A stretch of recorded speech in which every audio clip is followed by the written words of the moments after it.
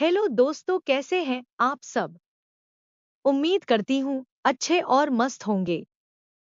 प्यारे दोस्तों, आज की कहानी है गरीब सास की दो चटोरी बहुएं। गांव के किनारे एक छोटी सी झोपड़ी में कमला देवी रहती थी। कमला देवी एक साधारण और गरीब महिला थी, जिन्होंने जीवन भर मेहनत करके अपने दो बेटों को बड़ा किया। उनके पति की मृत्यु बहुत पहले हो गई थी, जिसके बाद उन्होंने अकेले ही घर की जिम्मेदारी संभाली। उनका मानना था कि भले ही इंसान गरीब हो, पर ईमानदारी और आत्मसम्मान से जीना सबसे बड़ी दौलत है। समय बीता, उनके दोनों बेटे जवान हो गए। बड़े बेटे रमेश की शादी गीता से हुई और छोटे बेटे सुरेश ने सीमा को अपनी जीवन संगिनी बनाया। दोनों बहुएं पढ़ी लिखी थी और शहर से थीं। वे अपने आरामदायक जीवन की आदी थीं और गांव के सादे और सरल जीवन से पूरी तरह अनजान थी। शादी के कुछ ही दिनों बाद कमला देवी ने महसूस किया कि उनकी बहुएं बहुत चटोरी हैं। उन्हें हर समय स्वादिष्ट और महंगे पकवान चाहिए होते थे। गीता को तरह तरह के मीठे पकवान पसंद थे, तो सीमा को मसालेदार व्यंजन। लेकिन कमला देवी के पास इतने पैसे नहीं थे कि हर दिन बहुओं की फरमाइशें पूरी कर सकें। गीता अक्सर कहती, सासू माँ, आप तो हमेशा दाल रोटी ही बनाती हैं, थोड़ा कुछ अच्छा बना दिया करें। सीमा भी जोड़ देती, हाँ, हमारी सहेलियां कहती हैं कि सास के हाथों का खाना सबसे खास होता है, लेकिन आपका खाना तो बेस्वाद है। कमला देवी बस मुस्कुरा देती और कहती, बेटा, घर की हालत तुम देख ही रही हो। जितना है उसी में संतोष करना सीखो। खाने का असली स्वाद पैसे में नहीं, मन के संतोष में होता है। जल्दी ही बहुओं को गांव की सच्चाई समझ आने लगी। शहर की तरह यहाँ बाजार में हर समय हर चीज उपलब्ध नहीं होती थी। कमला देवी ने बहुओं को समझाया, बेटा, हमारे पास जो है उसी में हमें खुश रहना सीखना होगा। यहाँ हर किसी के पास महंगे पकवान खाने की ताकत नहीं होती। लेकिन गीता और सीमा इस बात को नहीं मानती थी।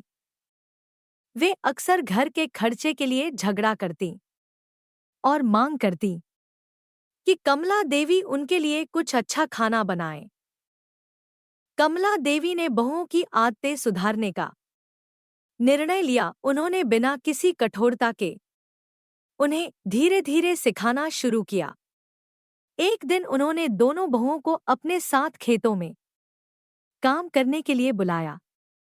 गीता और सीमा पहले तो नानुकर करती रहीं, लेकिन कमला देवी के समझाने पर वे मान गईं।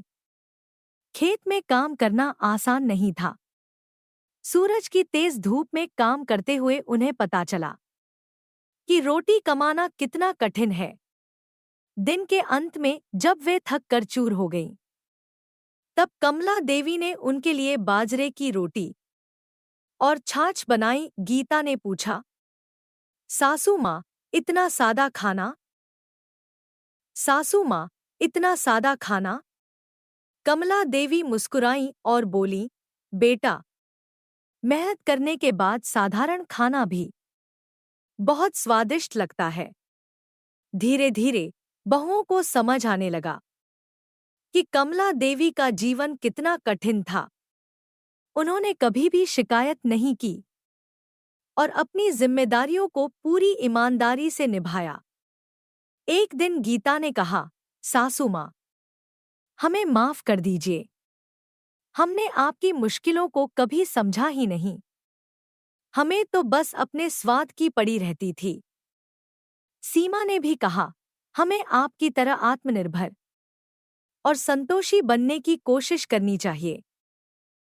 इसके बाद दोनों बहुओं ने सास के साथ मिलकर घर के कामों में हाथ बंटाना शुरू कर दिया। वे खुद भी सादा और पौष्टिक खाना बनाने लगी। उन्होंने महसूस किया कि जीवन में संतोष और प्रेम सबसे महत्वपूर्ण है। उन्होंने गांव की अन्य महिलाओं के साथ मिलकर छोटे छोटे काम शुरू किए, जैसे अचार बनाना और गांव के मेले में बेचना। इससे न केवल उनके घर की आर्थिक स्थिति में सुधार हुआ, बल्कि उन्होंने आत्मनिर्भरता का स्वाद भी चखा। कमला देवी अपने बहुओं के बदलाव से बहुत खुश थीं। उन्होंने सोचा कि अगर इंसान सच्चे दिल से किसी को सिखाना चाहे, तो धीरे धीरे बदलाव आ ही जाता है। अब उनके घर में खुशियां थीं, प्रेम था और सबसे बड़ी बात संतोष था। एक दिन गीता और सीमा ने कमला देवी से कहा, सासू माँ, आपने हमें जीवन का असली अर्थ सिखाया। अब हम समझ गई हैं कि असली खुशी महंगे पकवानों में नहीं, बल्कि मेहनत और संतोष में है। कमला देवी की आंखें खुशी से भर आईं। उन्होंने अपनी बहुओं को गले लगाते हुए कहा, बेटा, यही मेरी सबसे बड़ी जीत है। इस कहानी से हमें यह सीखने को मिलता है कि जीवन में संतोष और आत्मनिर्भरता सबसे बड़ी दौलत है। कठिन परिश्रम और सच्चे दिल से किए गए प्रयास न केवल हमारी मुश्किलें हल करते हैं, बल्कि हमारे रिश्तों को भी मजबूत बनाते हैं। प्यारे दोस्तों, यह कहानी यहीं पर समाप्त होती है। आपको यह कहानी कैसी लगी? कमेंट बॉक्स में जरूर बताएं। अगर आपको हमारी ये कहानी पसंद आई हो, तो कृपया हमारे वीडियो को लाइक, शेयर और चैनल को प्लीज सब्सक्राइब जरूर कर लें। इससे हमें मोटिवेशन मिलता है और आप तक ऐसी ही मजेदार कहानियां सबसे पहले पहुंचती रहेगी। प्यारे दोस्तों, नमस्कार।